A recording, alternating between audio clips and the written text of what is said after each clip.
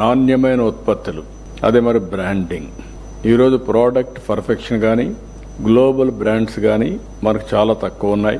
ఇట్లా కాకుండా ఫ్యూచర్లో ఈరోజు మనందరం ఒకటి గుర్తుపెట్టుకోవాల్సిన అవసరం ఉంది. As on today 4th largest economy. Honourable prime minister గారి ఆధ్వర్యంలో 10th ఎకానమీ నుంచి మనం 4th లార్జెస్ట్ ఎకానమీకి వచ్చాం. అనదర్ 2 years లో మనం 3rd లార్జెస్ట్ ఎకానమీకి రీచ్ అవుతాం. అక్కడి నుంచి నిజమైన పోటీ స్టార్ట్ అవుతుంది.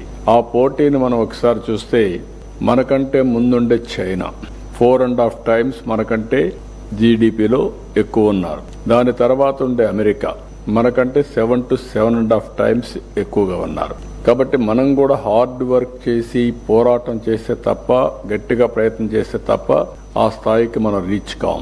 ఇంకొక పక్క మన దేశానికి కొన్ని అడ్వాంటేజెస్ కూడా ఉన్నాయి. ఈ విషయం కూడా మీరు అందరూ గుర్తుపెట్టుకోవాల్సిన అవసరం ఉంది. Right time economic reforms. కొంత లేట్ అయినా సరైన సమయంలో ఎకనామిక్ రిఫార్మ్స్ వచ్చాయి. దానివల్ల ఆలోచన విధానం మారింది. ఇంకా సంపద సృష్టించడం సునాయాసమైంది. ఆ తర్వాత డెమోగ్రఫీ. ఇంకొక పక్కన మీరు చూస్తే first more advantage on IT. mid-90s ఐటీలో మనకు అడ్వాంటేజ్ వచ్చింది.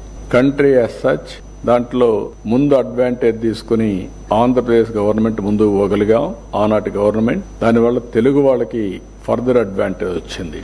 ఈ రెండు కాకుండా 2000 ప్రాంతంలో మీరు ఒకసారి చూస్తే డెమోగ్రఫిక్ డివిడెండ్, ఇది ఒక పెద్ద అడ్వాంటేజ్ మనకు. ప్రపంచంలో యంగ్స్టర్స్ ఉండే ఏకైక దేశం భారతదేశం.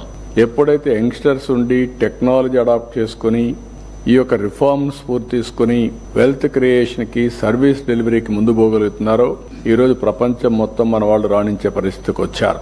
ఈ రోజు ప్రపంచంలో మీరు ఒకసారి చూస్తే హైయెస్ట్ పర్ క్యాపిటల్ ఇన్కమ్ ఎవరంటే ఇండియన్స్. అందులో 30-35% తెలుగు కమ్యూనిటీ. ఇలాంటివి వచ్చినప్పుడు దీన్ని లాజికల్ గా తీసుకుపోవాలంటే చైనా కంటే బెటర్ గా, అమెరికాతో ధీటుగా పోవాలంటే చాలా ఎఫర్ట్ చేయాల్సిన అవసరం ఉంది. అందుకనే ప్రోడక్ట్ పర్ఫెక్షన్, బ్రాండింగ్ చాలా ఇంపార్టెంట్.